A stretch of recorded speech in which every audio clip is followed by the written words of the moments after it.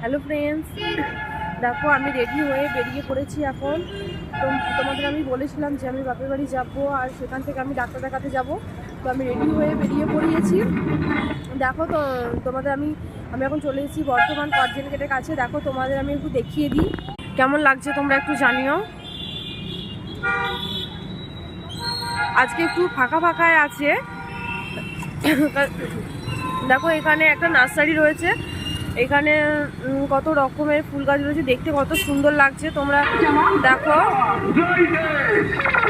আর আমি একটু এগিয়ে যাচ্ছি, কারণ এগিয়ে হেঁটে হেঁটে যাচ্ছি। আর তোমাদের দাদাভাই আসবে, আমাকে এসে তারপরে সেখান থেকে এসে নিয়ে যাবে, এসে তারপরে আমরা ডাক্তার দেখাবো।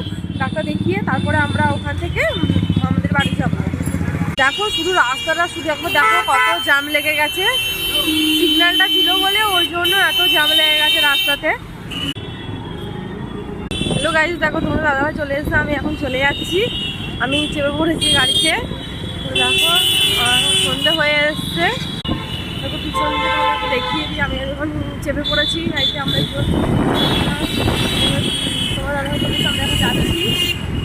এরপর আমরা ডাক্তার দেখাতে যাবো। ডাক্তার দেখানে ওখানে যখন যাবো তখন ওখানে গিয়ে তোমাদের দেখো গাইজ, তোমাদের দাদাভাই এখন খিদে পেয়ে গেছে, ওই জন্য মোমোর দোকানে দাঁড়িয়ে পড়েছে। দেখো মোমো নিয়ে নিয়েছে, এই যে দোকান।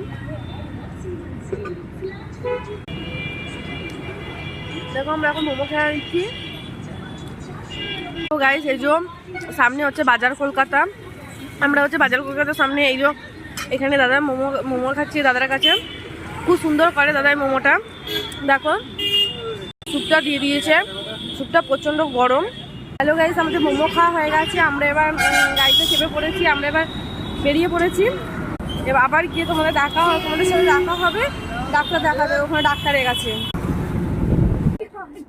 হ্যালো গাইস, আমি এখন চলে এসেছি ডাক্তারের এখানে চলে এসেছি। এবার আমি তোমাদেরকে দেখিয়ে দেবো ডাক্তার। তোমরা এবার দেখে নাও কত ভিড় রয়েছে ডাক্তারের কাছে। আমার হচ্ছে 6 জনের পর রয়েছে। আমি হচ্ছে ফোন করে নাম লিখিয়েছিলাম, তাই জন্য আমার 6 জনের পর আছে। এখন অনেক ভিড় আছে ওদের। ওই 6 জনের হয়ে যাক, 6 জন পর আমাকে বলেছে দিয়ে দেবে।